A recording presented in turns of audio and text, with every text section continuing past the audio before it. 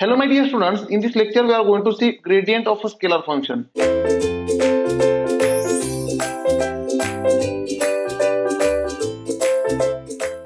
In previous lectures we have seen this gradient is nothing but del operator is applied on the scalar function, right? Now see this del operator, let us say phi is a scalar function, therefore this del operator is applied on the scalar function and the value we will get as a vector function. Here value we will get as a vector function and phi is a scalar function, and this is called gradient of the scalar function that already we have discussed in previous lecture. Only introductory part we have taken. Now let us understand in detail what is the gradient of a scalar function. Now my dear students, this del operator, we know that this del operator already we have seen. This del operator is nothing but I dou by dou x plus j cap dou by dou y plus k cap dou by dou z, where this phi is a scalar function. This phi is a scalar function, right? Now let us consider here, if I consider three-dimensional object or plane, let us say this is the x plane, this is the x plane or x direction, this is the y direction, and there is a z direction. These are the three directions, x, y, z. These are the three directions. Now in this three direction, let us consider one point. Let us say if I consider one circle like this or any plane or like this, right? On this plane, if I consider a point, let us say point P at this location, right? Now at this point P, the x coordinate will be here. There will be x coordinate x, y coordinate y, z coordinate is z, right? Now let us say this vector, if I join this with origin, this is origin na, if I join this point P, then this will be the vector r, that is distance vector or displacement vector. Now we know that how to find this or how to write this displacement vector. Now this displacement vector is nothing but we can write xi plus yj plus zk. This is a three-dimensional element na.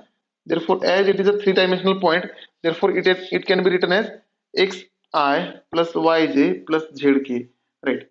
Now my dear students, again what is the phi? See, I am considering here scalar function phi on this ring. On this ring, let us say, or on this surface, the scalar function phi is always constant. Let us say this phi of r, phi of at distance r, we can say phi at distance r is scalar function at point P, is a scalar function at point P, right? Now again my dear students, if I consider one more ring or surface at very small distance dr away from the initial element, let us consider one more surface like this. This is one more surface like this. Now this surface is at very small distance dr away. Now here the distance you can see very significant, but in reality it is very close to this surface. The distance between them is very small. Therefore this distance can be written as dr, or here along x-axis the distance can be written as dx. See, this was the x, therefore this distance, small distance is dx, this is the y, this small distance is dy, this is a z, therefore this very small distance is dz, right? So my dear students, if I consider a point q on this another element, let us say consider point q, you can consider the point q at any location. Let us say I will consider at this location, right? Now for this point q, if I join p and q, then if I join p and q, then this will be change in r, that is dr. This will be the dr vector, change in r vector, right? Therefore my dear students, here let us say the vector q, or if I write, or this closing side will be vector r plus vector dr, vector addition. The closing side of a triangle is vector addition. Therefore this vector from the o, let us say this is the o origin, from origin to q, this vector will be, let me write here, let us erase this y so that we will get writing space here, right? Here y I will write outside like this, y, right? Now this closing side of the triangle will be addition of first vector, vector r plus small vector dr, right? And here addition is as per the law of vector or law of triangle, right?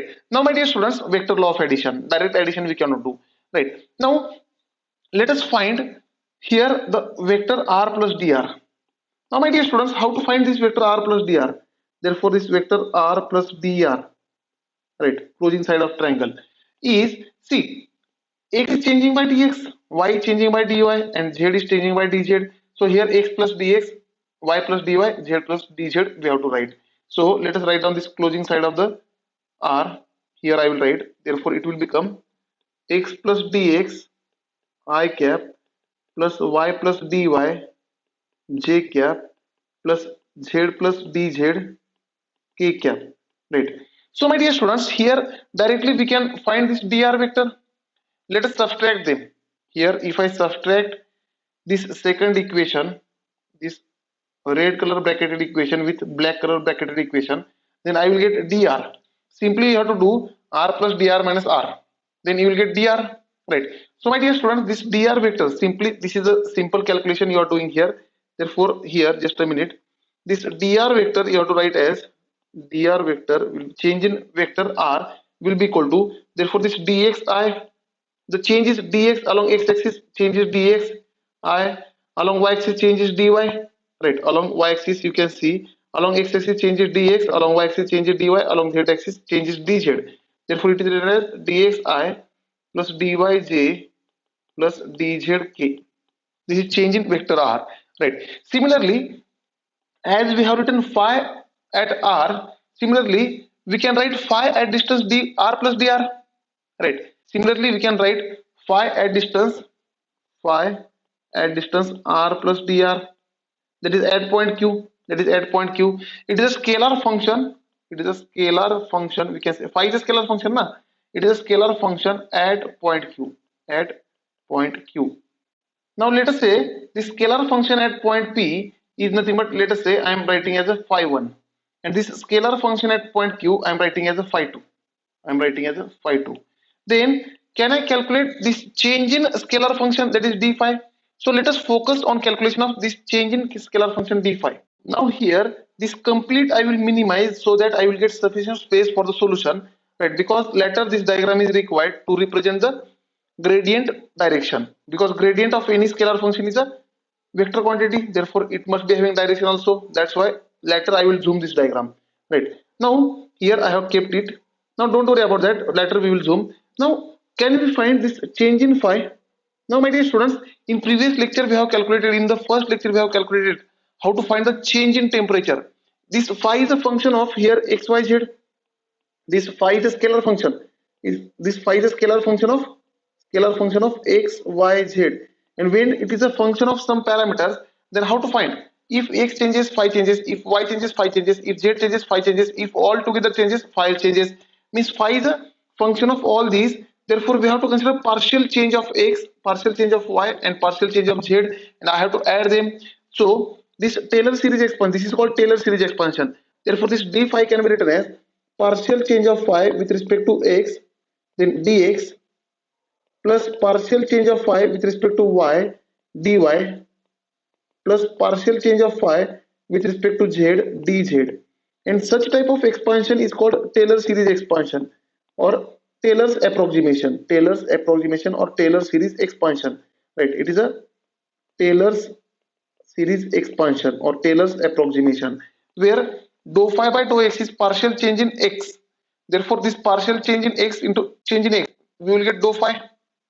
Or if I add all these changes with respect to all coordinates, I will get total change, right? So see this d phi, again we can write, see, if I consider two vectors, and for these two vectors if I consider dot product, see how I am considering two vectors.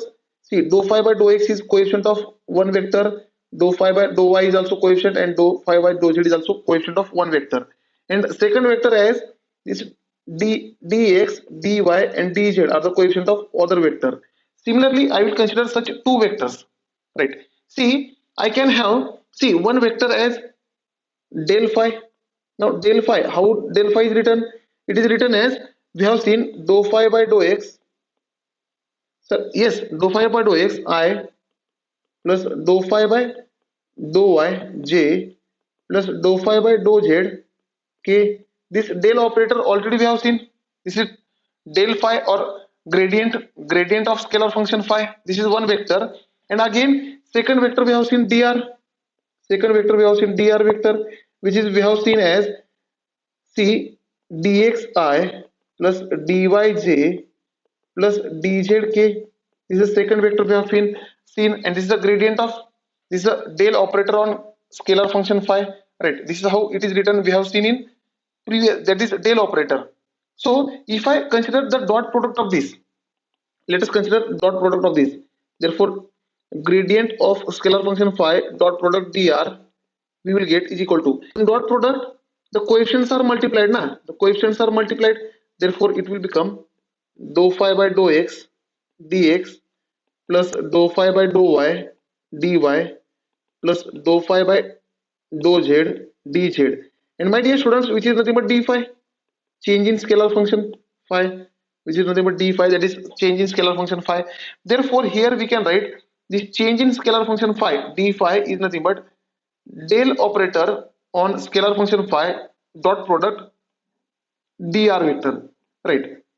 And my dear students, in mathematics you have seen how to find this dot product. See, between this dr vector and del phi vector there is some angle, and if there is an angle, see, there is a, let us say this is a dr vector, this is a dr vector, and there is a del phi vector, and between them angle is theta, then these can be calculated as magnitude of del phi. It is written as magnitude of del phi into magnitude of dr into cos theta, angle between them. This is how, in terms of scalar way, this is a magnitude, this is a magnitude, right? Magnitudes are we are considering, right? This is how it is written. The magnitude can be calculated by this formula, right? So my dear students, now we will keep this equation and I will erase everything so that I will get sufficient space. So this d phi, change in scalar function phi, is written as del phi dr cos theta, right? Where del phi is a magnitude of, that is gradient from gradient vector, and dr is a magnitude of dr vector, and cos theta, theta is the angle between del phi vector and del r vector, right? Now my dear students, let us consider this dr on the left side. Therefore we will get d phi by dr is equal to del phi magnitude, it is a magnitude, into cos theta, right? Now my dear students, here r is nothing but r is a function of x y z. Already we have seen, see here we have seen, in this we have seen, let me zoom it, right? In this we have seen, here we have seen r is a function of x y z. Therefore this r don't consider as a distance. R is not a distance, it is a function of x y z, right? So my dear students, here this d phi by dr, this d phi by dr is called space rate of change of phi. It is called space, because r is a space x y z, space rate of change of phi. It is called space rate of change of the scalar function phi, and it is a directional dependent. This is directional dependent. Let us understand what is this written, directional dependent. Just write down directional dependent. Why this d phi by dr, which is a space rate of change of scalar function phi, is a directional dependent? Because as theta changes, cos theta value changes. Therefore, and theta changes means direction changes. As theta changes, this cos theta value changes and d phi by dr changes. Therefore, theta is a direction. Therefore, it is directional dependent, we can say. Now, when this d phi by dr will be maximum, see, this d phi by dr will be maximum if this cos theta is maximum. If this cos theta is maximum, and my dear students, the maximum value of cos theta is 1. Value of any trigonometric function is maximum at 1. Therefore, cos theta is equal to 1 means theta is equal to 0 degree. Whenever theta becomes 0 degree, then this cos theta becomes 1 and this d phi by dr becomes maximum. So let us find this d phi by dx maximum value. Therefore, this d phi by dx, that is space rate change of scalar function phi, right, is maximum is equal to when theta is equal to 0, and this maximum value will be, that is cos theta will be equal to 1, that is del phi, and it is a magnitude of del phi. This del phi is nothing but magnitude of del phi. So let us write down here this statement. See, here is the magnitude of this del phi is nothing but gradient of scalar function. Therefore, magnitude of gradient of scalar function,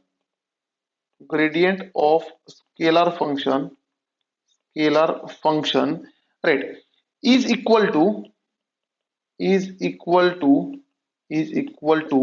now the maximum space rate change of the scalar function. this d phi by dr is space rate change of the scalar function phi is equal to maximum space rate change of scalar function of scalar function phi scalar function phi. This is a definition. This is very important. This is a definition. Now my dear students, this del phi, which is a gradient of scalar function, is a vector quantity. We have seen this will be the vector quantity. Therefore here magnitude we have calculated. Magnitude of this vector quantity is d phi by dr maximum value. But what will be the direction? Now see, the direction of this gradient is the direction of d phi max. This d phi max will be also having direction d phi by dr max, right? This d phi by dr max is also having some direction. Therefore this direction and this direction are same.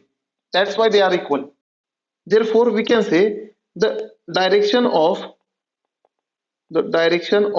gradient that is del phi is the direction in which d phi by dr is maximum. Is the direction in which this d phi by dr is maximum. This is very important. And this d phi by dr is maximum when theta is equal to 0 degree. Right? This d phi by dx is maximum. D phi by dr is maximum when theta is equal to 0 degree. So let us understand what I am trying to tell you. Now let us consider with the help of some actual real function.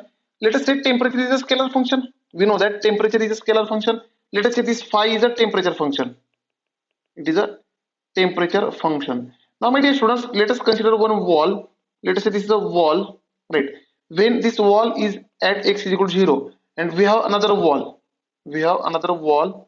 at x, and let us say on this wall the temperature is T1, which is nothing but, let us say temperature T1 is 10 degrees Celsius, and on this wall the temperature is T2, and which is nothing but, let us say 2000 degrees Celsius, right?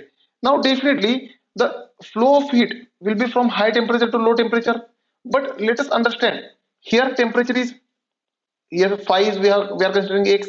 Now this dt by dx maximum direction we have to find. For dt by, here let us say temperature is changing with respect to x, therefore this r will become x. Now we have to find the maximum change in temperature with respect to x, right? So see, if I move from T1 to T2, I will be having this direction. Right? And this direction means on this direction with respect to x, angle is 0. See, we can say like this. This is a x-axis and this is a y-axis. Right? Now, what is this direction with respect to x? Because variable is x, na? R means x here. Because temperature is changing along x direction. Right? Therefore, variable is x. So, with respect to this x, change in x, if I consider this horizontal line, this will be having angle 0 degree. Horizontal line means this is having angle 0 degree. I can go in another direction also. Let us say I can use this inclined direction also. Add some angle theta 1 or add some angle theta 2. Right? So the dx change. The dx is changing along this direction. Dx vector is changing along this horizontal direction. Therefore, on this horizontal direction, angle is theta is 0 degree. Therefore, maximum change of temperature will be on this direction. See how you can feel that. See, if I move like this, I will feel that the temperature is increasing, but slowly. If I move like this, I will feel that the temperature is increasing because we are going from low temperature to the maximum temperature. Na? We are going from low temperature to the maximum temperature. The temperature is increasing slowly because we have to travel more distance to reach 2000 degrees Celsius from 10 degrees Celsius. In inclined direction, we have to travel more distance. Means for same temperature change, we are traveling more distance. See, for same temperature change, we are traveling more distance. But in this horizontal direction, for same temperature difference, we are traveling less distance. Therefore, this horizontal direction, which is represented here with blue color, let me highlight this blue color direction. Let me highlight this with red color. Right, this direction will be the direction for maximum dt by dx. Right, because we are moving lesser distance for same temperature change. This dx is lesser as compared to for same temperature change, but this inclined direction is we are moving more distance for same temperature change. Therefore, this dt by dx will be maximum in this horizontal direction, right? And the same direction will be for del phi, that is gradient of scalar function. The same direction will be there, right? Now let us understand when this will be the minimum. This we have seen d phi by dr is equal to del phi into cos theta, right? Here theta I have represented. Now when this theta becomes 90 degree, if this theta becomes 90 degree, right, this, let us say theta is 90 degree, then this cos 90 will be equal to 0. Therefore this dr by d phi by dr, change in scalar function with respect to dimension space, will be equal to 0, right? Means it is at perpendicular degree, that is it is at 90 degree, and this d phi by dr is 0. My dear students, d phi by dr is 0 means this phi must be equal to constant. The derivative of constant is 0 na. Derivative of constant is 0, that already you have learned in mathematics. Therefore this phi must be constant 100%, therefore, but which is at 90 degree. Now 90 degree to which? Dr is, see, temperature is changing or dt is changing, temperature is changing along x direction. Therefore for x direction 90 degree means y direction.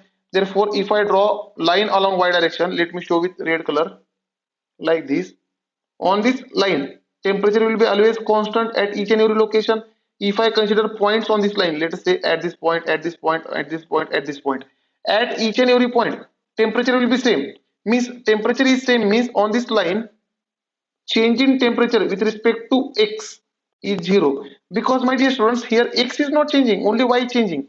Change in x 0 na. On this vertical line, change in x is 0. Therefore dt by dx will be 0. Right. This you must study. And this surface where this scalar function is constant is called level surface.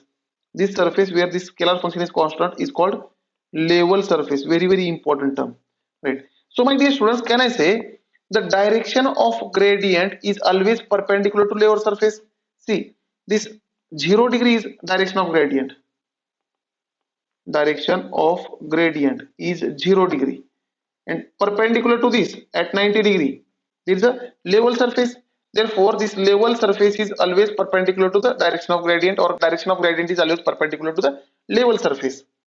Now with the help of this basic understanding, let us show the direction of here gradient in the previous case that we have considered. Here I will zoom this case.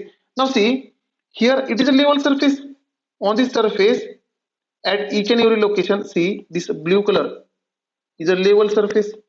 So on this surface, we can say level surface. On this surface at each and every location, phi is constant. Therefore perpendicular to this level surface, there will be a del phi location or gradient of scalar phi. Therefore for this surface, let me show with I will use black color, right? In this direction, see, in this direction there will be a del phi direction, vector del phi direction, because this is a perpendicular to the level surface, right? Here you can find perpendicularity.